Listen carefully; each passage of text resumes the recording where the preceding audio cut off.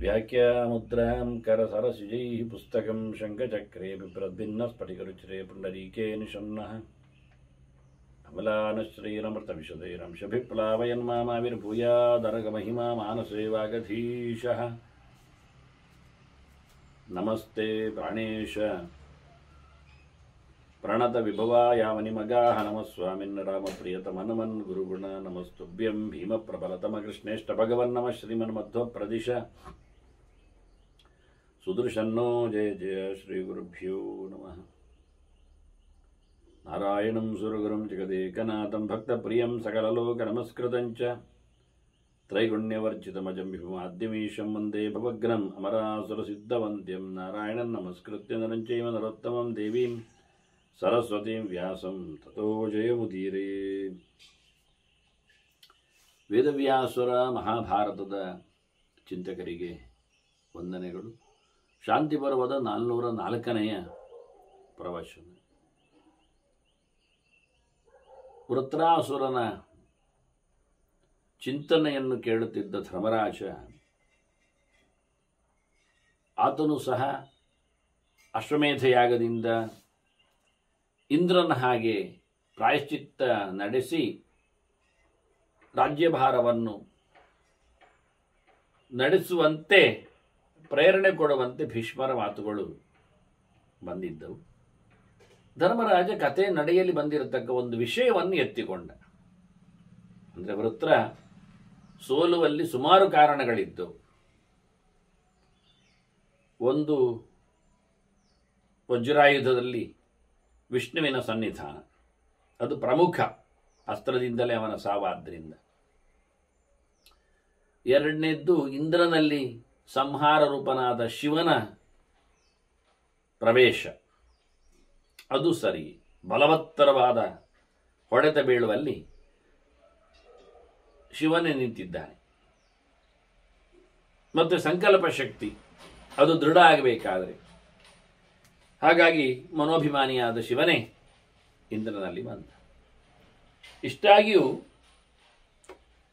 ವೃತ್ರಾಸುರನನ್ನು ದುರ್ಬಲಗೊಳಿಸಲು ಶಿವ ಋಷಿಗಳ ದೇವತೆಗಳ ಪ್ರಾರ್ಥನೆಯಂತೆ ಜ್ವರ ಹಿಡಿಸಿಬಿಟ್ಟಿದ್ದಾನೆ. ಹೀಗಾಗಿ ಜ್ವರದ ಬಗ್ಗೆ ಧರ್ಮರಾಜ ಪ್ರಶ್ನೆ ಕೇಳುತ್ತಾನೆ. ವಾಸ್ತವವಾಗಿ ಭೀಷ್ಮರಲ್ಲಿ ಜ್ವರೋತ್ಪತ್ತಿಂ ನಿಪುಣತಃ ಶ್ರೋತುಮಿಚ್ಛಾಮಿ ಹಂ ಪ್ರಭೋ, ನನಗೆ ಜ್ವರದ ಸೃಷ್ಟಿಯ ಬಗ್ಗೆ ನನಗೆ ಸುಂದರವಾದಂತಹ ಸ್ಪಷ್ಟವಾದಂತಹ ಮಾಹಿತಿಗಳು ಬೇಕಾಗ್ತದೆ ಅಂತ ಕೇಳಿದೆ. ಸರಿ, ಅದಕ್ಕೆ ಸ್ಪಷ್ಟವಾದ ಮಾಹಿತಿ ಆದ್ದರಿಂದ ಆರಂಭದಿಂದಲೇ ಭೀಷ್ಮರು ಅದಕ್ಕೆ ಉತ್ತರವನ್ನು ಕೊಡ್ತಾರೆ. ಜ್ವರದ ಉತ್ಪತ್ತಿಯ ಬಗ್ಗೆ ಏನು ಎನ್ನುವ ನೆಲೆಯಲ್ಲಿ, ಯಾಕೆ ಹೇಗೆ ಅಂತ. ಅದು ಶಿವನಿಂದ ಆದ್ದರಿಂದ ಶಿವನ ಚರಿತೆಯನ್ನೇ ಚಿಂತನೆಗೆ ತರಬೇಕೀಗ. ನಾವು ವೈಷ್ಣವ ಜ್ವರವನ್ನು ಕಂಡಿದ್ದೇವೆ. ನರಕಾಸುರನ ಹೋರಾಟದಲ್ಲಿ ಶಿವ ರಕ್ಷಣೆಗಾಗಿ ನಿಂತು, ಮತ್ತಲ್ಲಿ ಕೃಷ್ಣನಿಂದ ಅವನು ಜ್ವರಗ್ರಸ್ತನಾಗಿ ತೊಂದರೆ ಅನುಭವಿಸಿದಾಗ, ಅಂದರೆ ವಿಷ್ಣು ಜ್ವರದಿಂದ ಅಂತ. ಹಾಗಾಗಿ ಇಲ್ಲಿ ಅದು ಕತೆ ಅಲ್ಲ, ಇದು ಶಿವನ ಜ್ವರದ ಉತ್ಪತ್ತಿಯ ಚಿಂತನೆ.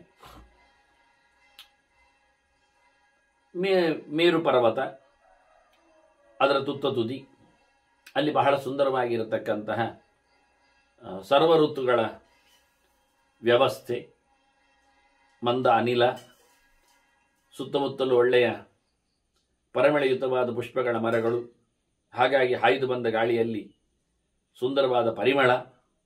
ಹೀಗಾಗಿ ಒಂದು ಪ್ರಕೃತಿ ರಮ್ಯವಾದಂತಹ ಒಂದು ಪ್ರದೇಶ. ಅಲ್ಲಿ ಜ್ಯೋತಿಷ್ಕನ್ನಾಮ ಪಾವಿತ್ರಂ, ಜ್ಯೋತಿಷ್ಕನ್ನಾಮ ಸಾವಿತ್ರಂ, ಸರ್ವರತ್ನ ವಿಭೂಷಿತಂ. ಸಾವಿತ್ರವಿಗೆ, ಸೂರ್ಯನಿಗೆ ಸಂಬಂಧಪಟ್ಟಂತಹ, ಜ್ಯೋತಿಷ್ ಅಂದರೆ ಹಾಗೆ ಅಲ್ವ, ಸೂರ್ಯನಿಗೆ ಸಂಬಂಧಪಟ್ಟಂತಹ ಒಂದು ಪ್ರದೇಶ, ಗಿರಿ, ಗುಡ್ಡೆ, ಶಿಖರ. ಅಪ್ರಮೇಯಮನಾದೃಶ್ಯಂ ಸರ್ವಲೋಕೇಶು ಭಾರತ. ಅದರ ಬಗ್ಗೆ ನೋಡಲಿಕ್ಕೆ ತಿಳ್ಕೊಳ್ಳಿಕ್ಕೆಲ್ಲ ಆಗ್ತದೆ ಅಂತೆಲ್ಲ ಹೇಳಬೇಡಿ. ಯಾರಿಗೂ ಬರಲಿಕ್ಕೆ ಆಗದೇ ಇರತಕ್ಕಂಥ ತಾಣ ಅದು. ಯಾಕೆಂದರೆ ಅದು ಜ್ಯೋತಿಷ್ ಸ್ವರೂಪ ಅಂತಲೇ ಹೇಳಿಬಿಟ್ಟಿದ್ದಾರಲ್ಲ, ಬೆಳಕಿನ ಆಲಯ ಇದ್ದ ಹಾಗೆ. ಅಲ್ಲಿ ಶಿವ ನೆಲೆಗೊಂಡಿದ್ದಾನೆ, ಪಾರ್ವತಿಯೂ ಇದ್ದಾಳೆ. ನಂದಿಯು ಶೂಲ ಹಿಡ್ಕೊಂಡು ನಿಂತಿದ್ದಾನೆ. ಜೊತೆಯಲ್ಲಿ ವಸುಗಳು, ಅಶ್ವಿನಿ ದೇವತೆಗಳು, ಇವನ್ ಶಿವನ ಮಿತ್ರನಾದ ಕುಬೇರ, ಗುಹ್ಯಕರ ಜೊತೆಯಲ್ಲಿ ದೈತ್ಯರ ಗುರು ಒಡೆಯ ಶುಕ್ರಾಚಾರ್ಯ, ಮತ್ತೆ ನಿಜವಾದ ಶಿಷ್ಯರು ಸನತ್ ಕುಮಾರಾದಿಗಳು, ಋಷಿಗಳು, ಮಹರ್ಷಿಗಳು, ದೇವರ್ಷಿಗಳು, ಮತ್ತು ವಿದ್ಯಾಧರರು, ಗಂಧರ್ವರು, ಅದರ ನಾರದ ಪರ್ವತ ಮುಂಚೂಣಿಯಲ್ಲಿ, ಹಾಗೆ ಅಪ್ಸರ ಸ್ತ್ರೀಯರು, ಮತ್ತೆ ವಿದ್ಯಾಧರರು, ಸಿದ್ಧರು, ಹೀಗೆ ಎಲ್ಲರೂ ಕಲಿತಿದ್ದಾರೆ. ಎಲ್ಲರೂ ಕಲಿತಿದ್ದಾರೆ ಅಂದಾಗ ಮತ್ತೆ ದೇವತೆಗಳು, ಅಭಿಮಾನಿಗಳು ಬಂದಿದ್ದಾರೆ. ಈಗ ಈ ಕುಬೇರ ಬಂದಾಗ ಶಂಖ ಮತ್ತೆ ಪದ್ಮನಿಧಿ ಅಂತ ವಿಶೇಷವಾಗಿ 2 ನಿಧಿಗಳು. ನಾವು ಶ್ರೀಕರ ರೂಪನ ಭಗವಂತನ ಚಿಂತನೆ ಮಾಡೋದಿದ್ರೆ ಅವನ 2 ಕೈಯಲ್ಲಿ ಒಂದು ಶಂಖನಿಧಿ, ಒಂದು ಪದ್ಮನಿಧಿ ಅಂತ ಹೇಳಿ, ನಿಧಿಯ ಸಂಕೇತವಾಗಿ ಇವತ್ತು ಶಂಖ ಪದ್ಮಗಳನ್ನೇ ಕೊಡೋದು, ಆದರೆ ಅದು ದುಡ್ಡಿನ ರಾಶಿ ಅಂತ ಅರ್ಥ. ಅದರ ಅಭಿಮಾನಿ ದೇವತೆಗಳು ನೇರ ಬಂದಿದ್ದಾರೆ ಉಪಾಸನೆ ಮಾಡಲಿ. ಶಂಖ ಪದ್ಮ ನಿಧಿಭ್ಯಾಂಚ ಲಕ್ಷ್ಮಿಯ ಪರಮಯ ಸಹ ದೇವಂ ಪಶುಪತಿಂ ಪರಿಯುಪಾಸಂತ ಭಾರತ. ಎಲ್ಲ ರುದ್ರದೇವರ ಉಪಾಸನೆ ಮಾಡುತ್ತಾ ಇದ್ದಾರೆ. ಅತ್ತವನ ಗಡನಗಳು ಭೂತಾನಿ ಚ ಮಹಾರಾಜ, ಅವುಗಳು ವಿಚಿತ್ರ, ನಾನಾ ರೂಪ ಧಾರಾಣ್ಯಥ, ವಿಚಿತ್ರ ವೇಷಗಳು ಅವುಗಳದ್ದು, ಭೂತಗಳದ್ದು. ಒಂದರ ಹಾಗೆ ಒಂದಿಲ್ಲ. ಎಷ್ಟೋ ಕಣ್ಣುಗಳು, ಎಷ್ಟೋ ಕಾಲುಗಳು, ಎಷ್ಟೋ ತಲೆಗಳು, ಎಂಥದೋ ರೂಪಗಳು, ವಿಕಾರಗಳು, ಯಾವ್ಯಾವುದೋ ಪ್ರಾಣಿಗಳ ತಲೆ, ಮೋರೆ, ಮುಸುಡು, ಕೈ, ಕಾಲು, ಬಾಲ, ಏನೇನು ನೀವು ಎಷ್ಟೆಲ್ಲ ಇವತ್ತು ಆಧುನಿಕವಾಗಿ ಕಂಪ್ಯೂಟರಲ್ಲಿ ಒಂದಕ್ಕೊಂದು ಜೋಡಣೆ ಮಾಡಿಕೊಂಡು ಕಟ್ ಆ್ಯಂಡ್ ಪೇಸ್ಟ್ ನೆಲೆಯಲ್ಲಿ ನಡೆಸ್ತೀರೋ ಅವೆಲ್ಲವೂ ಹೇಗೆ ಮಾಡಲಿಕ್ಕೆ ಆಗದೇ ಇರತಕ್ಕ ಸಂಗತಿಗಳೆಲ್ಲದರೂ ಜಲಚರಗಳ ಸೊತ್ತುಗಳು, ಭೂಚರಗಳದ್ದು, ಜಲಚರಗಳಲ್ಲಿ, ಖೇಚರಗಳಲ್ಲಿ, ಹೀಗೆ ಏನೋ ಏನೋ ಏನೋ ರೆಕ್ಕೆಯುಳ್ಳ ಭೂತಗಳು ಇದ್ದಾವೆ, ಬಾಲವುಳ್ಳ ಭೂತಗಳು ಇದ್ದಾವೆ, ಕೊಂಬುಳ್ಳ ಭೂತಗಳು ಇದ್ದಾವೆ. ಹಾಗೆ ಯದ್ವಾದದ್ವ ಪಾದಗಳಲ್ಲಿಯೂ ಮತ್ತೆ ಕೈಯಲ್ಲಿ ನಾನಾ ಪ್ರಹರಣೋದ್ಯತ, ಭಿನ್ನ ಭಿನ್ನ ಆಯುಧಗಳು, ಅದು ವೆರೈಟಿ. ನಿಮಗೆ ಎಷ್ಟು ಡಿಸೈನಲ್ಲಿ ನೀವು ಆಕಾರದಲ್ಲಿ ಏನು ಮಾಡ್ತೀರೋದೆಲ್ಲವೂ ಅಲ್ಲಿದೆ. ಕೋಟಿಗಟ್ಟಲೆ ಗಣಗಳು ಅವ್ಯಕ್ತವಾಗ್ತವೆ, ಕಾಣುವುದಿಲ್ಲ, ಪಕ್ಕಕ್ಕೆಲ್ಲ ಇದ್ದಾನೆ. ಹಾಗೆ ಗಂಗೆಯು ತಲೆಯಲ್ಲಿ ಮಾತ್ರ ಅಲ್ಲ, ನೇರವಾಗಿ ರೂಪದಲ್ಲಿ ರೂಪಿಣಿ ಕುರುನಂದನ ಅಂತಾರೆ ಭೀಷ್ಮರು. ತನ್ನಮ್ಮನ ಬಗ್ಗೆ ಮಾತಾಡುವಾಗ ಬಹಳ ಎಚ್ಚರದಲ್ಲಿ, ಬಹಳ ಸಂಭ್ರಮದಲ್ಲಿ ಹೇಳುತ್ತಾರೆ. ಗಂಗಾ ಚ ಸರಿತಾಂ ಶ್ರೇಷ್ಠ ಸರ್ವತೀರ್ಥ ಜಲೋದ್ಭವ. ಎಲ್ಲ ತೀರ್ಥಗಳ ಆಗರ ಅದು ಬೇರೆ. ಗಂಗೆ ಪರಿಭಾಸದ ತಂದೇವಂ, ಶಿವನನ್ನು ಉಪಾಸನೆ ಮಾಡುತ್ತಾ ಇದ್ದಾಳೆ, ಸಾಕ್ಷಾತ್ ರೂಪವನ್ನೇ ಹೊತ್ತು ತಂದು. ಹೀಗೆ ಆಗುವ ಸಂದರ್ಭದಲ್ಲಿ ಅಲ್ಲಿ ದಕ್ಷನ ಯಜ್ಞ ಆರಂಭ ಆಯಿತು ಲೋಕದಲ್ಲಿ.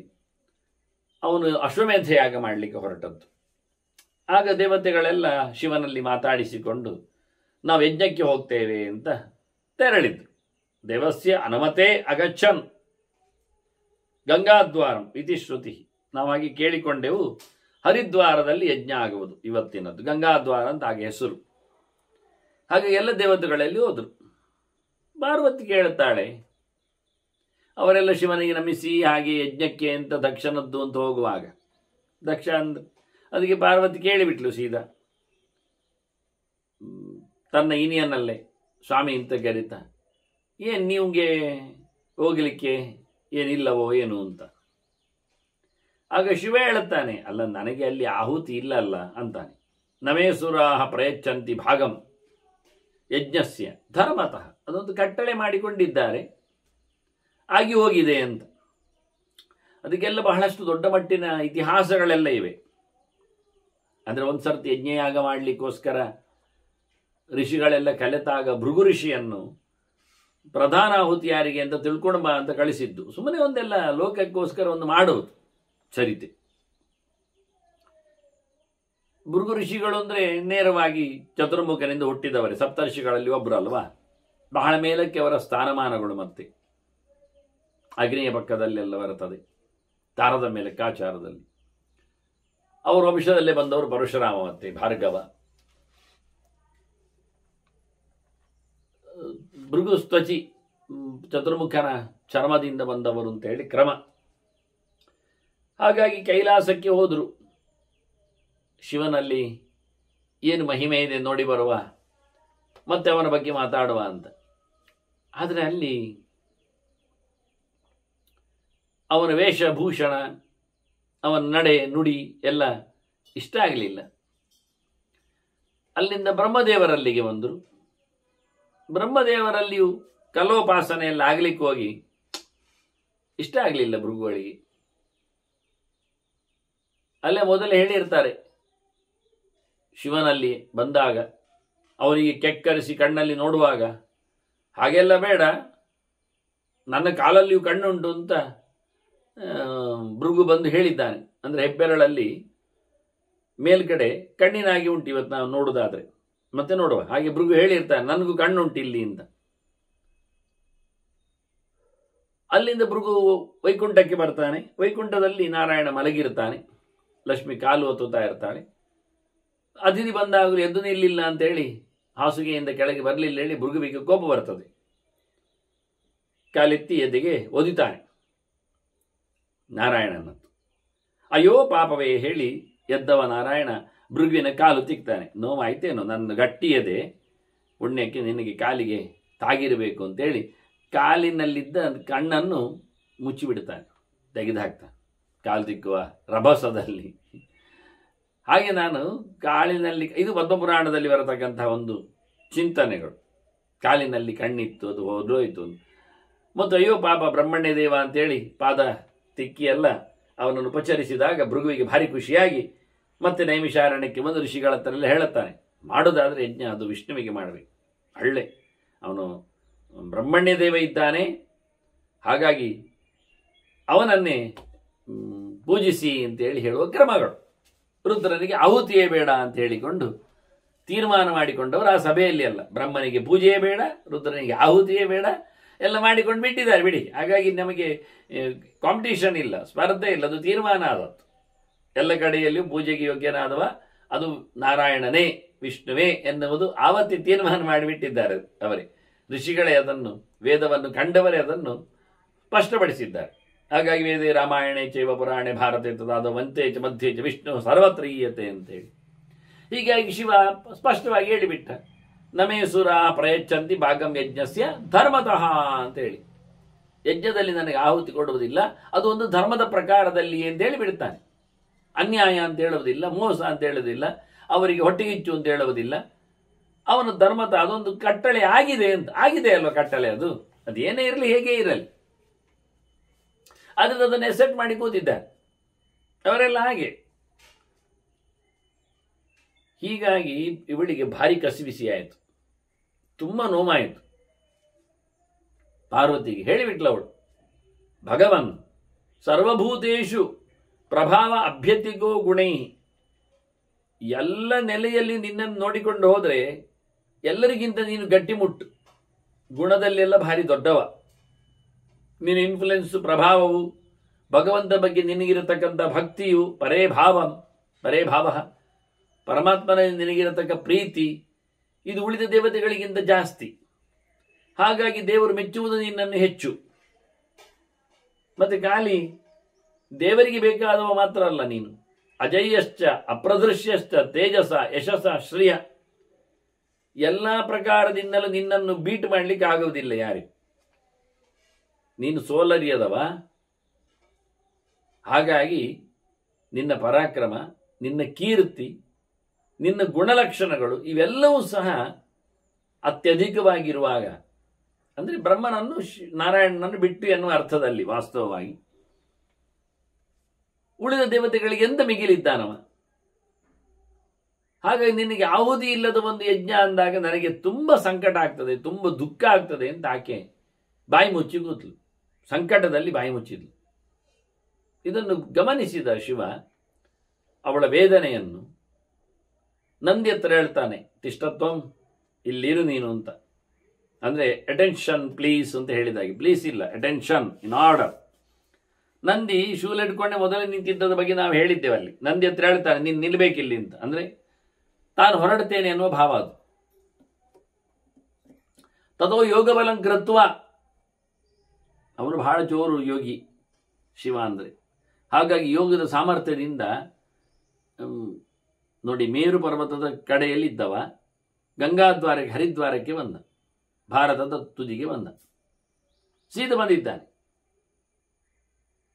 ತಮ್ಮ ಯಜ್ಞಂ ಘಾತಯಾಮಾಸ, ಬರುವಾಗ ಅವನ ಅನುಚರರೆಲ್ಲ ಬರ್ತಾರೆ, ಅದೇ ಮಾಮೂಲಿ ಹಾಗೆ ಹೊರಟಾಗಿ ಎಲ್ಲ ಹೊರಡ್ತಾರೆ. ಅವನು ಯೋಗ ಶಕ್ತಿಯಿಂದ ಬಂದದ್ದು, ಆಮೇಲೆ ದಿಢೀರ ಬಂದಾಗಿ ಬಂದದ್ದು, ಅನುಚರರಿಗೂ ಬರ್ತದೆ ಅದೆಲ್ಲ. ಹಾಗಾಗಿ ಬೆಂಗಾವಲಿನ ಪಡೆಗಳು ಎಲ್ಲ ಗಣಗಳು ಅವನ ಬೆನ್ನೆ ಹಿಂದಿದ್ದಾರೆ. ಅವರು ನಡೆಸುವ ಯಜ್ಞಕ್ಕೆ ತೊಂದರೆಯನ್ನು ಕೊಟ್ಟುಬಿಟ್ಟ. ಇವುಗಳಂತೂ ಉಂಟಲ್ಲ ಗಣಗಳು, ಮೊದಲೇ ಸೌಂಡ್, ಇನ್ನಷ್ಟು ಬೊಬ್ಬೆ ಹೊಡಿತಾ ಇದ್ದಾವೆ, ಹೊಡೀರಿ ಬಡೀರಿ ಅಂತ ಹೇಳಿಕೊಳ್ಳುವ ಹಾಗೆ ನಗಾಡ್ತಾ ಇದ್ದಾರೆ, ಅಟ್ಟಹಾಸ ಮಾಡ್ತಾ ಇದ್ದಾರೆ.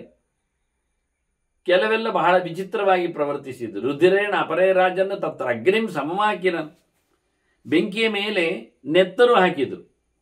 ನೋಡಿ ರಕ್ಕಸರ ಕತೆ ನೋಡಿ ಹೇಗಿರ್ತದೆ ಅಂತ. ರಕ್ಕಸರಲ್ಲ, ಇದು ಭೂತಗಳ ಗಣದ್ದು, ರುದ್ರದೇವರದ್ದು. ಕೇಚಿತ್ ಯೂಪಾನ್ ಸಮುತ್ಪಾಟ್ಯ ವ್ಯಾಕ್ಷಿಪನ್ ವಿಕೃತಾನನ, ಮೊದಲೇ ಮುಸುಂಡು ಸಮ ಇಲ್ಲ ಅವುಗಳದ್ದು, ಏನೇನೋ ಮೋರೆಗಳು, ಇನ್ನಷ್ಟು ವಿಕಾರ ಮಾಡಿದ್ದಾವೆ ಅವುಗಳು. ಅಂದರೆ ಕೆಲವರದ್ದು ಕೆಳ ದವಡೆ ಅಲ್ಲಾಡುವುದು, ಕೆಲವರದ್ದು ಕಿವಿ ಜೋತಾಡಿರುವುದು, ಕೆಲವರದ್ದು ಕಣ್ಣು ಗುಡ್ಡೆ ಹೊರಗೆ ಬಂದಿರುವುದು, ಕೆಲವರದ್ದು ಮೂಗಿನ ಗುಹೆ ಅದು ದೊಡ್ಡ ಸಂಗತಿಯೇ, ಒಳಗಿಡೀ ಕಡಬು ಹೋಗುವ ಹಾಗೆ. ಅಂದರೆ ಅವನು ತಪ್ಪಿ ಬಾಯಿಗೆ ಹಾಕೋದು ಬಿಟ್ಟು ಮೂಗಿ ಹಾಕಿದ್ರೆ ಹೋಗ್ಬೋದು, ಅಷ್ಟು ದೊಡ್ಡ ಮಟ್ಟೆ ಅಂತ ದೊಡ್ಡ ಮಾಟೆ. ಮತ್ತು ಕೆಲವರು ಚಟ್ಟೆ ಮಂಡೆ, ಉದ್ದ ಮಂಡೆ, ಎಂತೆಂಥದ್ದು ಮಂಡೆ ಇಲ್ಲ, ಚಿಕ್ಕ ಮಂಡೆ ಕೆಲವರದ್ದು, ಗುಡಾಣ ಹೊಟ್ಟೆ, ದೀರ್ಘವಾದ ಕೈ, ಕೆಲವರದ್ದು ಶಾರ್ಟ್ ಹ್ಯಾಂಡ್, ಕೆಲವರದ್ದು ಪೆದಂಬು ಕಾರು. ನೀ ಹೇಳಲಿಕ್ಕೆ ಬರುವುದಿಲ್ಲ ರೀ, ವಿಕಾರ ನನ್ನ ಅದಕ್ಕೆ ಹೇಳಿದ್ವಿ. ಅಂತ ಸೊಟ್ಟ ಮೋರೆಗಳೆಲ್ಲ ಅವುಗಳು ಯೂಪವನ್ನೇ ಕಿತ್ತಿದ್ದಾವೆ ಮಾರ್ಯಾರೆ. ಅಂದರೆ ಬಲಿ ಕೊಡಲು ಕಂಬ ನೆಟ್ಟಿರ್ತಾರೆ, 8 ಭುಜದ್ದು ಅಷ್ಟಾಶ್ವರ. ನಮ್ದು ಮಾಮೂಲಿ ಪಿಲ್ಲರ್ಗಳೆಲ್ಲ ಚೌಕ ಇರ್ತವೆ ಅಥವಾ ರೌಂಡ್ ಇರ್ತದೆ, ಇದು ಹಾಗಲ್ಲ, ಅಷ್ಟಭುಜ. ಪ್ರಾಣಿಯನ್ನು ಕಟ್ಟಿ ಬಲಿಗೆ ವ್ಯವಸ್ಥೆ ಮಾಡಲಿಕ್ಕೆ ಇರುವಂಥದ್ದು ಯಜ್ಞದಲ್ಲಿ. ಆ ಕಂಬವನ್ನೇ ಕಿತ್ತು ಬಿಸಾಡಿದ್ದಾವೆ ಅವುಗಳು. ಅದೆಲ್ಲ ಬಂಗಾರದ್ದೆಲ್ಲ ಆಗಿರ್ತದೆ, ಅದು ಸುಮಾರು ಇರ್ತದೆ. ಮತ್ತೆ ಹಾಗಾಗಿ ಬಹು ಚೆನ್ನಾಗಿ ದ್ಯೂಪಾನ್ ಅಂತೇಳಿ ನಾನು ಕಳೆದ ಬಾರಿ ಹೇಳಿದ್ದೇನೆ, ಅತ್ತಿಪ್ಪತ್ತು ಹೇಗೆ ಬರ್ತದೆ ಲೆಕ್ಕಾಚಾರದಲ್ಲಿ ಅಂತ. ಮತ್ತೆ ಕೆಲವರೆಲ್ಲ ಗಲಾಟೆ ಎಬ್ಬಿಸಿದ್ದಾರೆ. ಆಸೇರನ್ನೇ ಅಗ್ರಸಂದ ತಥೈವ ಪರಿಚಾರಕನ್, ಅಲ್ಲಿ ಕೆಲಸದವರನ್ನು, ಯಜ್ಞದಲ್ಲಿ ಬರುವವರನ್ನು, ಪರಿಚಾರಕರನ್ನು ಗುಳುಂ ಮಾಡಿದ್ದಾವೆ, ಕೆಲವು ನುಂಗಿಬಿಟ್ಟಿದ್ದಾವೆ ಎತ್ತಿ ಎತ್ತಿ. ಅಷ್ಟೊತ್ತು ಯಜ್ಞದೇವತೆ ಅಗ್ನಿ, ಬೆಂಕಿ, ಅಲ್ಲಿಂದ ಅದು ಹಾರಿದೆ, ತಪ್ಪಿಸಿಕೊಂಡು ಹೋಗಲಿಕ್ಕೆ ನೋಡಿದೆ. ಆಸ್ಥಾಯ ಮೃಗರೂಪಂ ವೈ ಕಮೇವ ಅಭ್ಯಗಮತ್ತದ, ಆಕಾಶಕ್ಕೆ ಬೆಂಕಿ ನೆಗೆದಿದೆ, ಹೋಗುವಾಗ ಜಿಂಕೆ ರೂಪದಲ್ಲಿ ಹೋಗಿದೆ. ಹಾಗಾಗಿ ಕೆಲವು ಕಡೆಯಲ್ಲಿ ಶಿವನ ನೀವು ಚಿತ್ರವನ್ನು ನೋಡಿದರೆ ಕೈಯಲ್ಲಿ ಒಂದು ಜಿಂಕೆ ಮರಿ ಕಾಣ್ತದೆ. ಜನರಿಗೆಲ್ಲ ಗೊತ್ತಿಲ್ಲ ಅದು ಎಂಥದ್ದು ಅಂತ.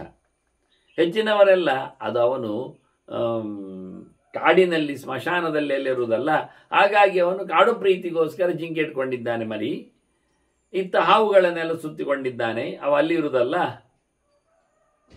ಹೇಳಿಕೊಂಡು. ಅವನಿಗೆ ಒಂದೊಂದು ಕೆಲಸ ಮಾಡಿದ್ದಕ್ಕೂ ಒಂದೊಂದು ಪ್ರತ್ಯೇಕವಾದ ಕಥೆಗಳಿವೆ.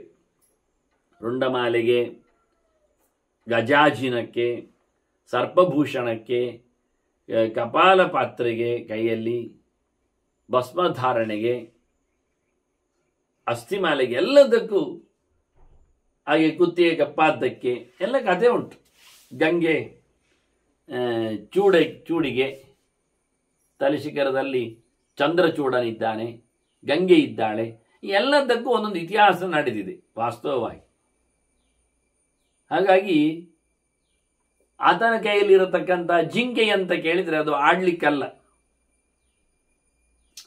ಅದು ದಕ್ಷ ಮಾಡುತ್ತಿದ್ದ ಯಜ್ಞವೇ ಓಡಿ ಹೋಗಿದ್ದ ರೀತಿ. ಅದು ಆಕಾಶದಲ್ಲಿ ಹಾರಿದೆ, ಜಿಂಕೆಯಂತೆ ಹಾರಿಬಿಟ್ಟಿದೆ ರೂಪವನ್ನು ತಳೆದು. ಇವ ಅದರ ಬೆನ್ನೆ ಹಿಂದೆ ಬಿಲ್ ಹಿಡ್ಕೊಂಡು ಹಿಡಿಲಿಕ್ಕೆ ಓಡಿದ್ದಾನೆ, ಹಿಡಿದಿದ್ದಾನೆ, ಮತ್ತೆ ಎಲ್ಲ ಕತೆ. ಹಾಗಾಗಿ ನಾನು ಜಿಂಕೆ ಹೇಳಿದ್ದೆ, ಇರ್ಲಿ, ಇಲ್ಲಿ ಏನು ಕಥೆ ಆಯಿತು ಭೀಷ್ಮರು ಹೇಳುವಲ್ಲಿ ಅಂದರೆ, ಅದು ಹಾರಿದ್ದು ನೋಡಿ ಇವ ಹಿಡಿಲಿಕ್ಕೆ ಹೋಗಿ ಅದಾಗಲೇ ಬಹಳಷ್ಟು ಹೋರಾಟಗಳೆಲ್ಲ ಆಗಿವೆ. ಹಾಗಾಗಿ ಇವನ ಕಡೆಯಿಂದ ಒಂದು ವ್ಯಕ್ತಿ ಹುಟ್ಟಿದೆ, ಒಂದು ಭಯಾನಕವಾದಂತಹ ಒಂದು ಜಂತು, ಅದನ್ನು ಮಹಾಸತ್ವ ಅಂತೇವೆ ನಾವು. ಒಂದು ವ್ಯಕ್ತಿ ಇಟ್ಕೊಳ್ಳಿ, ಒಂದು ಪುರುಷ. ತಮ್ ಯಜ್ಞಂ ಸುಮಹಾಸತ್ವ ಅದಹತ್ ಕಕ್ಷ ವಿಮಾನಲ. ಒಂದು ಹುಲ್ಲಿನ ರಾಶಿಗೆ, ಒಣ ಹುಲ್ಲಿನ ರಾಶಿಗೆ ಬೆಂಕಿ ಹಾಕಿದರೆ ಹೇಗೆ ಬರಕ್ಕನೆ ಉರಿದೋಗ್ತದೆ, ಹಾಗೆ ಶಿವ ಸೃಷ್ಟಿ ಮಾಡಿದ ಈ ಪುರುಷ ಯಾರಿದ್ದಾನೆ, ಭೀಕರನಾದ ವ್ಯಕ್ತಿ, ಅವ ಯಜ್ಞ ಈ ಬೆಂಕಿಯನ್ನು ಹಿಡಿದು ಬಿಟ್ಟಿದ್ದಾನೆ, ಸುಟ್ಟಾಗಿ ಬಿಟ್ಟಿದ್ದಾನೆ ಬೆಂಕಿಯಾಗಿ. ಅವನು ನೋಡಿ, ಬೆಂಕಿಯನ್ನು ಸುಟ್ಟು ಬಿಟ್ಟಿದೆ. ಅದು ಹುಟ್ಟಿದ್ದು ಎಲ್ಲಿಂದ ಹೇಗೆ ಕೇಳಿದರೆ, ಲಲಾಟಾತ್ ಪ್ರಸೃತೋ ಘೋರ ಸ್ವೇದಬಿಂದುರ್ ಬಭುವಃ. ಶಿವನ ಹಣೆಯಲ್ಲಿ ಬೆವರ ಹನಿಯಾಯಿತು, ಅದು ಕೆಳಗೆ ಬಿತ್ತು. ತಸ್ಮಿನ್ ಪ್ರಾದುರ್ಬಭುವ ಸುಮಹಾನ್ ಅಗ್ನಿ ತತ್ರ ಚಾಜಾಯತ ತದಾ ಪುರುಷ. ಅದು ಕೆಳಗೆ ಬಿದ್ದ ಬೆವರ ಹನಿ, ಅಲ್ಲಿ ಒಂದು ಬೆಂಕಿ, ಅವನ ಕೋಪದಿಂದ ಸ್ವೇದದಿಂದ ಬಂದದ್ರಿಂದ ಅಲ್ಲಿ ಬೆಂಕಿ ಆಗಿದೆ. ಆ ಬೆಂಕಿಯಲ್ಲಿ ಒಂದು ಮನುಷ್ಯ ಆಗಿದೆ ಬರುವಾಗ, ಬಿದ್ದಾಗ. ಆ ಮನುಷ್ಯ ಹೇಗಿದ್ದಾನೆ, ಹ್ರಸ್ವ, ಅತಿ ಮಾತ್ರ ಬಜೀ ಸಣ್ಣದ ವ್ಯಕ್ತಿ ಅವ. ಅದರೊಟ್ಟಿಗೆ ರಕ್ತಾಕ್ಷ, ಕೆಂಪು ಕಣ್ಣುಂಟವನಿಗೆ. ತೀಕ್ಷ್ಣವಾದ ಬೆಂಕಿ, ಅದು ಪುರುಷಾಕಾರದಲ್ಲಿ ಕಾಣ್ತದೆ, ಉರಿಯುತ್ತಿದೆ ಅದು ವಾಸ್ತವವಾಗಿ. ಹರಿಶ್ಮಶ್ರು, ಕಪ್ಪುಗಡ್ಡ, ವಿಭೀಷಣ, ಭಯಂಕರನಿದ್ದಾನೆ ನೋಡ್ಲಿಕ್ಕೆ. ಊರ್ಧ್ವಕೇಶ, ಕೂದಲುಗಳೆಲ್ಲ ನಿಮಿರಿ ನಿಂತಿವೆ ಅವನದ್ದು, ತಲೆ ಕೂದಲುಗಳು. ಅಷ್ಟೇ ಅಲ್ಲದೆ ಅತಿರೋಮಾಂಗ, ಮೈ ತುಂಬ ಅವನದ್ದು ರೋಮ. ಹೇಗೆ ಕೇಳಿದರೆ ಶೇನೋಲೂಕ ಸದೈವಚ, ಗಿಡುಗಹದ ಹಾಗೆ, ಗೂಬೆಯ ಹಾಗೆ ಮೈ ತುಂಬ ರೋಮಗಳುಂಟವನದ್ದು. ಕರಾಳ ಕೃಷ್ಣವರ್ಣಶ್ಚ, ಕಪ್ಪು ಮಯ ಅವನ ಮೈ ಬಣ್ಣ, ಹಾಗೆ ಕಾಣ್ತಾ ಇದ್ದಾನೆ, ಕರಾಳನಾಗಿದ್ದಾನೆ. ರಕ್ತವಾಸಾಹ ತಥೈವಚ, ಕೆಂಪು ಬಟ್ಟೆ ಸುತ್ತಿಕೊಂಡಿದ್ದಾನೆ. ಹೀಗಾಗಿ ಅವನು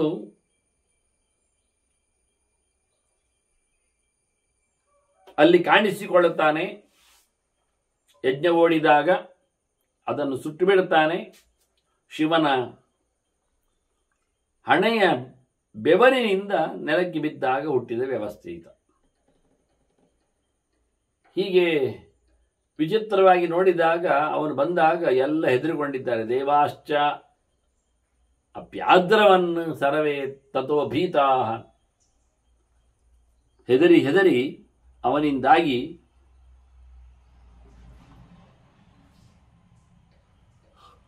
ದೇವತೆಗಳು ಓಡಿದ್ದಾರೆ, ಜೊತೆಯಲ್ಲಿ ಋಷಿಗಳು ಓಡಿದ್ದಾನೆ. ಅವನ ಭಯಂಕರವಾದ ಆಟೋಟಪೆ ಇರುವುದು ಸಣ್ಣದಾದ್ರು, ಆಟೋಟಪೆ ನೆಲವು ನಡುಗಿದೆ ಒಂದು ದೃಷ್ಟಿಯಿಂದ. ಪೃಥ್ವಿ ವ್ಯಜಲತ್ ಅಂತ. ಹಾಗಾಗಿ ಎಲ್ಲ ಕಡೆ ನೋಡಿದರೆ ಬೊಬ್ಬೆ ಬೊಬ್ಬೆ, ಆಹಾ ಭೂತಂ ಜಗತ್ ಸರ್ವಂ, ಅಯ್ಯೋ ಅಯ್ಯೋ ಎಂದದೋ ಅಂತ ಹೇಳಿಕೊಂಡು ವಿಚಿತ್ರವಾದ ಸನ್ನಿವೇಶ ನಡೆದಿದೆ. ಶಿವ ಕೋಪಿಸಿಕೊಂಡಿದ್ದಾನೆ, ಒಂದು ಬೇರೆ ಹುಟ್ಟಿಕೊಂಡಿದೆ ಅಲ್ಲಿ ನೋಡಲಿಕ್ಕೆ. ಇಷ್ಟೆಲ್ಲ ಓಡಿಕೊಂಡು ಗಲಾಟೆ ಆಗುವುದು ನೋಡಿದಾಗ ಬ್ರಹ್ಮದೇವರು ಬರ್ತಾರೆ. ಬ್ರಹ್ಮದೇವರು ಹೇಳುತ್ತಾರೆ,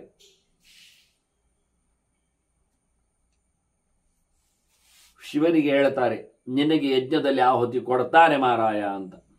ಅಂದರೆ ಕೊನೆಯಲ್ಲಿ ಯಜ್ಞ ಮುಗಿಯುವ ಮುಂಚೆ ಏಷತೆ ರುದ್ರಭಾಗೋಸ್ತು ಅಂತೇಳಿ ಒಂದು ತೆಗೆದಿಡ್ತಾರೆ. ಅಷ್ಟೇ ಅಲ್ಲದೆ ಯಜ್ಞದಲ್ಲಿ ಉಳಿದ ಎಲ್ಲ ಸೊತ್ತುಗಳು, ಬಿಟ್ಟು ಹೋದವುಗಳೆಲ್ಲ ಶಿವನಿಗೆ ಪಾಲು ವಾಸ್ತವವಾಗಿ. ಇದೆಲ್ಲ ಮುಂದಿನ ನಾವು ಆಶ್ವಮೇಧಿಕ ಪರ್ವದಲ್ಲಿ ನೋಡಿದ್ದೇವೆ, ಕೇಳಿದ್ದೇವೆ. ಧರ್ಮರಾಜ ಎಲ್ಲಿಂದ ಹೇಗೆ ಸಂಪತ್ತನ್ನು ತಂದ, ಏನಾಯಿತು ಕತೆ ಅಂತ ಹೇಳಿಕೊಂಡು. ಭೀಮನು ಸಹ ಯಜ್ಞಕ್ಕಾಗಿ ಎಷ್ಟೆಲ್ಲ ಸೊತ್ತುಗಳನ್ನೆಲ್ಲ ಹೊತ್ತು ತಂದಿದ್ದಾನೆ ಅನ್ನುವ ಚರಿತ್ರೆ. ಹಾಗಾಗಿ ಇಲ್ಲಿ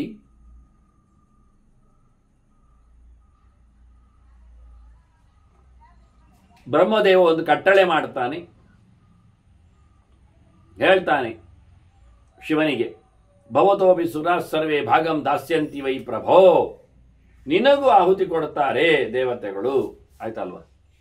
ಕ್ರಿಯತಾಂ ಪ್ರತಿಸಂಹಾರ, ಈ ಹೋರಾಟ ನಿಲ್ಲಿಸಿಬಿಡು, ಉಪಸಂಹಾರ ಮಾಡು, ಸರಿ ಮಾಡಿಬಿಡು, ನಷ್ಟವನ್ನು ಸರಿಗೊಳಿಸು ಅಂತ ಹೇಳಿಕೊಳ್ಳುವ ಹಾಗೆ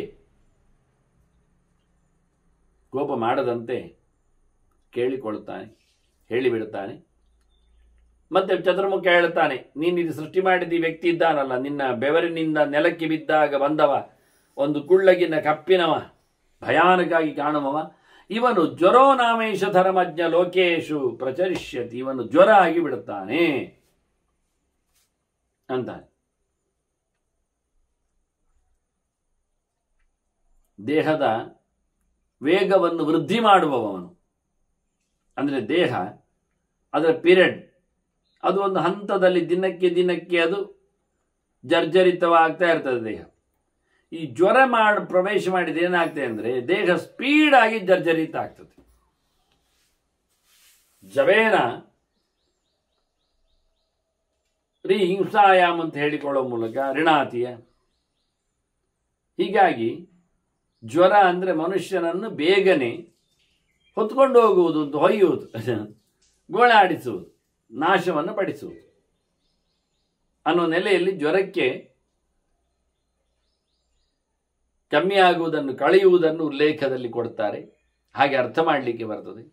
ಜ್ವರದಾಹಿ ಎಲ್ಲ ಇತ್ತು, ಬೇರೆ ಬೇರೆ ಧಾತು ವಿಶೇಷಗಳೆಲ್ಲ ಇವೆ, ರೂಟ್ಗಳು. ಅದಕ್ಕೆ ಮೈ ಬಿಸಿಯಾಗುವುದು ಎನ್ನುವ ಅರ್ಥಗಳೆಲ್ಲ ಬರ್ತದೆ. ಆನಂದವು ಹೊರಟೋಗುವುದು ಅಂತ, ಸುಖ ಇಲ್ಲ ಅಂದರೆ ಏನು, ದುಃಖ ಉಂಟು ಅಂತ. ಹಾಗಾಗಿ ಇವನ ಹೆಸರು ಜ್ವರ ಅಂತ ಬ್ರಹ್ಮದೇವ ಹೇಳ್ತಾನೆ. ಇವ ಲೋಕದಲ್ಲಿ ಸಂಚಾರ ಮಾಡುತ್ತಾನೆ, ಲೋಕದಲ್ಲೆಲ್ಲ ಇರುತ್ತಾನೆ. ಆದರೆ ಒಂದು ವಿಷಯ ಅಂತ ಕೇಳಿದರೆ, ಇದು ಇಷ್ಟು ದೊಡ್ಡ ಮೊತ್ತದಲ್ಲಿ ಹೋದರೆ ಇದು ಆಗುವಂಥದ್ದಲ್ಲ. ಯಾಕೆ, ನಿನ್ನ ಪವರ್ ಅದರಲ್ಲಿ ಉಂಟು. ಅದನ್ನು ಏಕೀಭೂತಸ್ಯ ತ್ವಸ್ಯ ಧಾರಣೆ ತೇಜಸ್ಸಃ ಪ್ರಭೋ, ನಿನ್ನ ಈ ಅದ್ಭುತವಾದಂತಹ ಸಾಮರ್ಥ್ಯ ವಿಶೇಷವನ್ನು ನಿನ್ನಿಂದ ಹುಟ್ಟಿದ್ದಲ್ಲ. ಆ ಜ್ವರದಲ್ಲಿ ಇರಲಿಕ್ಕೋಸ್ಕರ ಲೋಕದವರಿಗೆ ಅದು ಡೈಜೆಸ್ಟ್ ಆಗುವುದಿಲ್ಲ. ಜಾಸ್ತಿ ಆಯಿತು ಡೋಸೇಜ್ ಅಂತ, ಇದು ಜೋರಾಯಿತು, ಜ್ವರ ಭಯಾನಕವಾಗಿದೆ. ಹಾಗಾದರೆ ಅದು ಒಂದೇ ಪ್ರಕಾರದಲ್ಲಿ ಈಗ ಇರಬಾರದು, ಆಂಶಿಕವಾಗಿ ಅದನ್ನು ನಾವು ಸಣ್ಣದು ಮಾಡಲಿಕ್ಕೆ ಉಂಟು. ಇದು ನಿನ್ನದೇ ಸಾಮರ್ಥ್ಯ ವಿಶೇಷದಲ್ಲಿ ಕೂತಿದೆ. ಆದ್ದರಿಂದ ಹಾಗಾಗಿ ಇಡೀ ಲೋಕವೇ ಅದನ್ನು ಉದ್ಧಾರ ಮಾಡಿಕೊಳ್ಳುವುದಿಲ್ಲ, ಸಮರ್ಥ ಅದು ಸಮರ್ಥ ಆಗುವುದಿಲ್ಲ. ಇಡೀ ಲೋಕವೇ ಅಖಂಡವಾದ ಸಕಲ ಪೃಥ್ವಿ. ಹಾಗಾಗಿ ಬಹುಧಾ ಸೃಜ್ಯತಾಮಯಂ, ಇದನ್ನು ನೀನು ತುಂಬ ಮಾಡು, ಬೇರೆ ಬೇರೆಯವರಿಗೆ ಬೇರೆ ಬೇರೆ ರೀತಿಯಿಂದ ಅಂತ ಹೇಳಿದನ್ನು ಪ್ರತ್ಯೇಕಗೊಳಿಸುವಂಥ ಸಣ್ಣದು ಮಾಡು ಅಂತ ಹೇಳುವ ನೆಲೆಯಲ್ಲಿ ಬ್ರಹ್ಮದೇವ ಶಿವನಲ್ಲಿ ಹೇಳ್ತಾನೆ. ಶಿವ ಆಯಿತು ಅಂತ ಅದಕ್ಕೆ ಶಾಂತಿಗಾಗಿ, ಲೋಕದ ಶಾಂತಿಗಾಗಿ, ಶಾಂತ್ಯರ್ಥಂ. ಇಲ್ಲಾದರೆ ಜೋರಿತ್ತು. ಶಿವನ ಗಡನದಲ್ಲಿ ಸೇರಿದ ಜ್ವರ ಅಂದ ತಕ್ಷಣ ಅದು ಭಾರಿ ಜೋರು. ಈಗ ಅದರ ವಿಶೇಷವಾದಂಥ ಕಾರ್ಯವೈಖರಿಗಳನ್ನು, ಕ್ಷೇತ್ರಗಳನ್ನು ತೋರಿಸುವಾಗ ಅದು ಬೇರೆ ಆಂಶಿಕವಾಗಿರ್ತವೆ. ಹೀಗೆ ಚತುರ್ಮುಖ ಶಿವನಿಗೆ ಹೇಳಿ ಅದನ್ನು ಲೋಕಶಾಂತಿಗೋಸ್ಕರ ಮಾಡಿದ ಶಿವ. ಅವನ ಸಂಕಲ್ಪದಂತೆ ಅದನ್ನು ನಡೆಸಿಕೊಟ್ಟ. ತನ್ನ ಭಯಂಕರವಾದ ಪ್ರತಾಪವನ್ನು ಅದರಲ್ಲಿ ಹಾಕುವುದನ್ನು ನಿಲ್ಲಿಸಿಕೊಂಡ ಅಂತ ಅರ್ಥ, ಹಿಂದೆ ಪಡೆದ ಅಂತ ಅರ್ಥ. ಹೀಗಾಗಿ ಲೋಕದಲ್ಲಿ ಎಲ್ಲ ತುಂಡು ತುಂಡು ತುಂಡು ತುಂಡಾದ ಜ್ವರಗಳಿರುವುದು, ಒಂದೇ ಕಡೆ ಇಲ್ಲ. ಸಾಮಾನ್ಯವಾಗಿ ಎಲ್ಲರಿಗೂ ತಲೆನೋವು, ಅದು ನಿಜವಾಗಿ ಅದೇ ಜ್ವರದ್ದೇ ಲಕ್ಷಣ ಅಂತ. ಶೀರ್ಷಾಭಿತಾಪ ನಗಾನಾಮ್ ಅಂತ. ತಿರುಗಾಡುವ ಜನರಿಗೆ, ಜಂಗಮರಿಗೆ, ತಲೆ ಇದ್ದವರಿಗೆ ತಲೆ ಎತ್ತಿ ತಿರುಗುವುದರಿಂದ ತಲೆಪೆಟ್ಟೆ ವಾಸ್ತವವಾಗಿ ಜ್ವರ ಅಂತ ಅರ್ಥ ಅಂತ. ಅಹಂಕಾರವೇ ಮುಖ್ಯವಾಗಿ ಅಭಿಮಾನಕ್ಕಿಂತ ಅಹಂಕಾರದೆಡೆಗೆ ಹೋಗ್ತಾ ಅದು ಶಿವನ ಪೋರ್ಟ್ಫೋಲಿಯೋ, ಅಧಿಕಾರಿಕವಾದಂತಹ ಸ್ಥಾನಮಾನ. ಅದು ಸಾಮಾನ್ಯ ಎಲ್ಲರೂ ಜೀವರು ಕ್ರಾಸ್ ಆಗುವ ತತ್ವ ಅದು ಅಹಂಕಾರ. ನಾನು ಎನ್ನತಕ್ಕಂಥ ಅವೇರ್ನೆಸ್ಸಲ್ಲಿ ನಾನು ಎನ್ನತಕ್ಕಂಥ ಜೋರುತನ, ರಾಜಸತನ, ತಾಮಸತನ ಎಲ್ಲ. ಇದರಿಂದಾಗಿ ಮನುಷ್ಯನಿಗೆ ಇರತಕ್ಕಂಥ ಜ್ವರ ಲಕ್ಷಣ ಅದು ತಲೆನೋವಲ್ಲಿ ಉಂಟು ಉಂಟು ಪ್ರಧಾನವಾದ ಅಂಗ ಅದು ಮತ್ತೆ ಮತ್ತೆ ನಿರಂತರವಾಗಿ ಸಿಡಿತಾ ಇದ್ರೆ, ನೋವು ಅನುಭವಿಸ್ತಾ ಇದ್ರೆ ಅದು ಶಿವನ ಜ್ವರ ಲಕ್ಷಣ ಅಂತ ತಿಳ್ಕೊಳ್ಬೇಕು ನಾವು. ಅದರಂತೆ ಪರ್ವತಾನಾಂ ಶಿಖಾಜತು, ಪರ್ವತದಲ್ಲಿ ಗೈರಿಕೆ ಧಾದು ಲಾಕ್ಷಾರಸ ಬೆಟ್ಟದ ತುದಿಯಲ್ಲಿ ಇಳಿತದೆ ಬಹಳ ಸಮಯದ ನಂತರ ಬಿಸಿಲಿನ ಒಂದು ಕಡೆಯಿಂದಾಗಿ. ಅದು ಅಲ್ಲಿನ ವಾಸ್ತವವಾದಂತಹ ಜ್ವರದ ಲಕ್ಷಣ ಅದು ಅದರದ್ದು ಅಂತ. ಮತ್ತು ಜ್ವರಕ್ಕೆ ಜಾಗ ಉಂಟು, ಬೇರೆ ಬೇರೆ ರೀತಿಯಲ್ಲಿ ಆಂಶಿಕವಾಗಿ ಅದನ್ನು ಗಮನಿಸಲಿಕ್ಕೆ ಅನ್ನೋ ನೆಲೆಯಲ್ಲಿ ನೋಡಿದರೆ ಅಪಾಂತು ನೀಲಿಕಾ ಅಂಬಿತಿ, ನೀರಿನಲ್ಲಿ ಜ್ವರ ಯಾವುದು ಅಂದರೆ ಪಾಚಿ, ಪಾಂಬಚ್ಚಿ, ಮೇಲೆ ಪಾಚಿ ಕಾಡ್ತದಲ್ಲ, ಪಚ್ಚೆ ಪಚ್ಚೆ ನೀಲಿ ನೀಲಿ ಆಗ್ತದೆ, ಅದು ನಿಜವಾಗಿ ನೀರಿನ ಜ್ವರ. ನಿರ್ಮೋಕಂ ಭುಜಗೇಶುಚ, ಹಾವುಗಳಲ್ಲಿ ಜ್ವರ ಬಂದಾಗ ಏನಾಗ್ತದೆ ಕೇಳಿದರೆ ಅವುಗಳು ಸೂಲಿ ಬಿಡುತ್ತವೆ, ಸಿಪ್ಪೆ ಬಿಡುತ್ತವೆ, ಮೈಯ ಚರ್ಮವನ್ನು ಬಿಡುತ್ತವೆ. ಅವುಗಳ ಚರ್ಮ ಬಿಡುವುದೇ ಜ್ವರದ ಲಕ್ಷಣ ಅಂತಾರೆ. ಎಲ್ಲ ಹಾವುಗಳ ಜಾತಿಗಳಿಗೆಲ್ಲ ಅದು ಲಕ್ಷಣ. ಅದು ಚೇಳಿಗಾಗಲಿ ಅಥವಾ ಇನ್ನಿತರ ಪದಾರ್ಥಗಳಿಗಾಗಲಿ ಪ್ರಾಣಿಗಳಿಗೆ ವಾಸ್ತವವಾಗಿ ಬರತಕ್ಕಂತಹ ಕ್ರಮ ಅಂತ. ಮುಖ್ಯವಾಗಿ ಬೆಟ್ಟದ ತುದಿಯಲ್ಲಿ ಬರತಕ್ಕಂಥ ಗೈರಿಕೆ, ಅದರೊಟ್ಟಿಗೆ ಅಪಾಂತು ನೀಲಿಕಾಂಬಿಜ್ಜಿ ಮತ್ತು ನಿರ್ಮೋಕಂ ಭುಜಗೇಶುಚ. ಎಲ್ಲ ಪ್ರಾಣಿಗಳು ಸಿಪ್ಪೆ ಬಿಡುವುದಲ್ಲ, ಹಾವಿನ ಜಾತಿಗಳಲ್ಲಿ. ಇನ್ನು ಉಳಿದ ಪ್ರಾಣಿಗಳ ಬಗ್ಗೆ ಮಾತಾಡುವಾಗ ಹೇಳ್ತಾರೆ, ಒಂದು ಕೋರಕಃ ಸೌರಭೀಣಾಮ್ ಅಂತ. ಇಲ್ಲಿಯೂ ಹಾಗೆ ಕೋರಕ ಅಂದರೆ ಕುರ ಅಂದರೆ ಗೊರಸು ಅಂತ ಅರ್ಥ. ಗೊರಸು ರೋಗ ಅವುಗಳಿಗೆ, ಯಾವುಗಳಿಗೆ? ದನಗಳಿಗೆ ಅಂತ ಅರ್ಥ ಕೊಟ್ಟಿದ್ದಾರೆ. ಸೌರಭಿ ಅಂದರೆ ದನ. ಇಲ್ಲಿ ಪಾಠ ವ್ಯತ್ಯಾಸ ಆದರೆ ಸಾರಮೇಯಣ ಮಾಡಿದ್ದುಂಟು. ಸಾರಮೇಯ ಅಂದರೆ ನಾಯಿ ಅಂತ ಅರ್ಥ. ನಾಯಿಗೆ ಕ್ರೌರ್ಯತ್ವ ಒಂದು ಕೋರಕ ಅಲ್ಲ, ಕ್ರೌರ್ಯತ್ವ ಕೊಟ್ಟಿದ್ದಾರೆ. ಅವುಗಳಿಗೆ ಬಾಯಲ್ಲಿ ಹಲ್ಲುಂಟು, ಚೂಪಲ್ಲು, ಹಾಗಾಗಿ ಅಲ್ಲಿ ಅವುಗಳಿಗೆ ಜ್ವರ ಉಂಟು ಅಂತ ಹೇಳಿಕೊಂಡಾಗಿ. ಅದರ ವಾಸ್ತವವಾಗಿ ಪಾದದ ಉಗುರಿನ ನೋವು ಎನ್ನುವುದು ದನಗಳಿಗಿರುವಂಥದ್ದು ಸಮ. ಅವುಗಳು ತಿರುಗಾಡೋದ್ರಿಂದ, ಮೇಯುವುದರಿಂದ ಎಲ್ಲ ಅವುಗಳಿಗೆ ಅಲ್ಲಿ ಹೇಸಿಗೆ ಆಗ್ತದೆ. ಹೌದು, ಮತ್ತೆ ಹಾಗಾಗಿ ಇದನ್ನು ಜ್ವರ ಎಲ್ಲಿ ಎಂದು ಉಲ್ಲೇಖ ಮಾಡಿದ್ದಾರೆ. ಊಷರಂ ಪೃಥ್ವಿ ತಲೆ, ಅದರಂತೆ ಬಂಜರು ಭೂಮಿ, ಬಂಜರು ಆಗುವುದು, ಜೋಗು ಪ್ರದೇಶ, ಅದು ನೆಲದ ಜ್ವರ. ನೆಲಕ್ಕೆ ಜ್ವರ ಬಂದರೆ ಜೋಗಾಗಿ ಹೋಗ್ತದೆ ಅಂತ. ಇಲ್ಲಿ ನಾನು ಪಾಠಾಂತರದ ಬಗ್ಗೆ ಮಾತಾಡಿದ್ದು ಕಳೆದ ಬಾರಿ ವೃತ್ರನ ನೆತ್ತರಿನಿಂದ ಸೃಷ್ಟಿಯಾದ ವಿಷಯದ ಬಗ್ಗೆ ಹೇಳುವಾಗಲೂ ಪಾಠ ಇದೆ ಅಂತ ಹೇಳಿದ್ದೆ. ಅಲ್ಲಿ ಅಂದ್ರೆ ಆ ಪದವನ್ನು ಅವರು ಬುದ್ಬುದ ಪದ ಹಾಕ್ತಾರೆ. ಬುದ್ಬುದ ಅಂದ್ರೆ ಗುಳ್ಳೆ ಅಂತ ಅರ್ಥ, ನೀರಿನದ್ದು. ವಾಸ್ತವವಾಗಿ ನೀರಿನ ಬಬಲ್ಸ್, ಅದನ್ನೇ ಬಬಲ್ ಅನ್ನೋದೇ ಬುದ್ಬುದದಿಂದ ಬಂದದ್ದು. ಅದು ಕಲಲಂತ್ವೇಕ ರಾತ್ರೇಣ ಪಂಚರಾತ್ರೇಣ ಬುದ್ಬುದಂ ಅಂತೇಳಿ ಗರ್ಭದ ಒಳಗಿನ ಬೆಳವಣಿಗೆಯಲ್ಲಿ ಆ ಪದವನ್ನು ಪ್ರಯೋಗ ಮಾಡ್ತಾರೆ. ಒಂದು ನೊರೆಯ ಮುದ್ದೆ ಇದ್ದಾಗೆ ಅಂತ ಹೇಳಲಿಕ್ಕೋಸ್ಕರ. ನೊರೆ, ಪೇನ ಎಲ್ಲ ಒಂದೇ ಶಬ್ದಗಳು. ಆ ನೊರೆ, ಗುಳ್ಳೆ, ಪೇನ ಅದು ಮುದ್ದೆಯಾಗಿ ಬಿಂದುವಾಗಿರುವಂಥದ್ದನ್ನು ನೋಡಿಕೊಂಡೆ ಬೆಳ್ಳುಳ್ಳಿಯು ಹಾಗೆ ಬಿಂದುವಾಗಿ ಕಾಣ್ತದೆ, ಬಿಳಿಯೂ ಇದೆ ಮತ್ತೆ. ಹಾಗಾಗಿ ನಾನು ಆ ಅರ್ಥವನ್ನು ಹೇಳಿದ್ದೆ. ಅಲ್ಲಿ ಪದಪ್ರಯೋಗ ಮಾಡುವಾಗ ಬೇರೆಯವರು ಕೆಲವರ ಕಡೆಯಲ್ಲಿ ಶಿಖಂಡ ಅಂತ ಹೇಳಿ ನವಿಲು ಅಂತ ಅರ್ಥ ಮಾಡಿದ್ದಾರೆ. ಶಿಖಂಡ ಅಂದರೆ ಗರಿ ಉಳ್ಳದು. ಅದು ಇಲ್ಲಿ ಹೇಳ್ತಾರೆ. ಮತ್ತೆ ನವಿಲಿಗೆ ಬಂದಾಗ ಜ್ವರ ಹೇಳುವಾಗ ಹೇಳುತ್ತಾರೆ, ನವಿಲಿಗೆ ಎಲ್ಲಿ ಜ್ವರ ಅಂದರೆ ಅಲ್ಲಿಯೇ ಜ್ವರ ಅಂತಾರೆ. ಅವುಗಳಿಗೆ ಶಿಖೋದ್ಭೇದ, ಶಿಖೋದ್ಭೇದಶ್ಚ ಬರ್ಹಿಣಾಮ್ ಅಂತ. ನವಿಲು ಗರಿ ಬರ್ತದಲ್ಲ, ತಲೆಯಲ್ಲಿ ಜುಟ್ಟಿ ಹೇಳ್ತದಲ್ಲ, ಅದು ಅವುಗಳಿಗೆ ಜ್ವರ ಅಂತ ಹೇಳ್ತಾರೆ. ಈಗೇನಾಯಿತು? ಅಭಕ್ಷ್ಯಾಸ್ತೆ ದ್ವಿಜಾತೀನಾಮ್ ಹೇಳಿದ ಲೆಕ್ಕಾಚಾರದಲ್ಲಿ ನವಿಲುಗಳನ್ನು ಅವರು ತಿನ್ನಬಾರದು ಅಂತ. ದೀಕ್ಷಿತ ಇಷ್ಟ ಅಂತ, ದೀಕ್ಷಿತರು ತಿನ್ಲಿಕ್ಕಿಲ್ಲ ಅಂತ ಹೇಳಿಕೊಂಡು, ತಪೋವನೇಹಿ ಅಂತ ಹೇಳಿಕೊಂಡು ನವಿಲು ತಿನ್ಲಿಕ್ಕಿಲ್ಲ ಅಂತ ಅರ್ಥ ಮಾಡಿಕೊಂಡು, ಎಲ್ಲಿ ಎಲ್ಲ ನವಿಲು ಹೆಚ್ಚು ಜನ ತಿಂತಾರೆ, ಅದು ಅಭಕ್ಷ್ಯ ಅಂತ ಹೇಳಿಕೊಂಡಲ್ಲಿ ಅದು ವಿಷಯವೇ ಅಲ್ಲ. ಅಲ್ಲಿ ವಾಸ್ತವವಾಗಿ ನವಿಲಿನ ಮಾಂಸದಿಂದೆಲ್ಲ ಅಡುಗೆ ಮಾಡಲಿಕ್ಕೆಲ್ಲ ಉಂಟು. ರಾಮಾಯಣದಲ್ಲಿ ಅದರ ಚಿಂತನೆ ಬರ್ತದೆ, ಪಿತೃಗಳಿಗೂ ಅದರ ಚಿಂತನೆಯಲ್ಲಿ ತರ್ತಾರೆ. ಹಾಗಾಗಿ ಅದನ್ನು ವಿರೋಧ ಮಾಡಿಸುವುದಕ್ಕಿಂತ ನಫಲಾಂಡ್ ಭಕ್ಷಯಿತ ಅಂತೆಲ್ಲ ಹೇಳಿಕೊಂಡ ಹಾಗೆ, ನಲಶನಂ ಹೇಳಿಕೊಂಡ ಹಾಗೆ ವೇದದಲ್ಲಿಯೇ ಉಂಟು ತಿನ್ನಬಾರದು ಅಂತ ಹೇಳಿಕೊಳ್ಳುವುದು. ಯಾಕೆ ಹೇಳಿದ್ರು ವೇದದಲ್ಲಿ? ಸೃಷ್ಟಿಯಲ್ಲಿ ಉಂಟು ಅಂತಾದ್ರೆ ತಿನ್ನಬಾರದು ಅಂತ ವೇದದಲ್ಲಿ ಇದ್ರೆ ಹಾಗಾದ್ರೆ ಏನಾಯ್ತು? ಅದು ಅಯೋಗ್ಯ ರೀತಿಯಲ್ಲಿ ಹುಟ್ಟಿದೆ ಎನ್ನುವುದು ಅರ್ಥ ಆಯ್ತಲ್ಲ. ಹಾಗಾಗಿ ಇವರು ಅರ್ಥ ಆಗುವುದಿಲ್ಲ ಹೇಳಿಕೊಂಡು ಪಾಠ ವ್ಯವಸ್ಥೆ ಮಾಡಿಕೊಂಡು ಚಿಂತನೆಯನ್ನು ಎಳೆದು ತರ್ತಾರೆ ವಾಸ್ತವವಾಗಿ. ಹಾಗೆ ಇಲ್ಲಿ ನೆಲದಲ್ಲಿ ಬಂಜರುತನವೇ ಅದು ಜ್ವರದ ಲಕ್ಷಣ ಅಂತ. ಅದರೊಟ್ಟಿಗೆ ಪಶೂನಾಂ ಪ್ರಾಣಿಗಳಿಗಾಗುವಾಗ ಧರ್ಮಜ್ಞ ದೃಷ್ಟಿ ರೋಧನ, ಕಣ್ಣು ಕಾಣುವುದಿಲ್ಲಲ್ಲ, ಮಂಜಾಗ್ತದಲ್ಲ ಪ್ರಾಣಿಗಳಿಗೆ, ಅದು ಅವುಗಳಿಗೆ ಜ್ವರ. ಅವುಗಳಿಗೆ ಜ್ವರ ಬಂದಾಗ ಕಣ್ಣು ಸರಿ ಕಾಣುವುದಿಲ್ಲ, ಹೋಗಿ ಎಲ್ಲಿಯೂ ಗುದ್ದುತ್ತಾರೆ. ಹಾಗೆ ಕೆಲವು ಪ್ರಾಣಿಗಳಿಗೆ ಬಹಳಷ್ಟು ಕಡಿಮೆ ಕಣ್ಣಿನ ಶಕ್ತಿ ಇರುವುದು, ಅವುಗಳು ತುಂಬ ಗುರುತಿಸುವುದಿಲ್ಲ, ಹೋಗ್ಲಿಕ್ಕೆ ಅವಳಿಗೆ ಕಷ್ಟ ಆಗ್ತದೆ. ಹಾಗೆ ಮತ್ತೆ ನೋಡಿದರೆ ಅವೀನಾಂ ಪಿತ್ತಭೇದಶ್ಚ, ಕುರಿಗಳಿಗೆ ಪಿತ್ತ ವಿಕಾರವೇ ಅವುಗಳಿಗೆ ಜ್ವರ. ಅದರಂತೆ ರಂಧ್ರೋದ್ಭವಶ್ಚ ಮತ್ಸ್ಯಾನ, ಮೀನುಗಳಿಗೆ ಮೂಗು ಹೊಟ್ಟೆ ಬೀಳುವುದು, ಅವುಗಳು ಹೊಟ್ಟೆ ಬಿದ್ದರೆ ಮತ್ತೆ ಸಾಯ್ತವೆ ಅವುಗಳು, ಆ ರೀತಿಯಾಗಿ.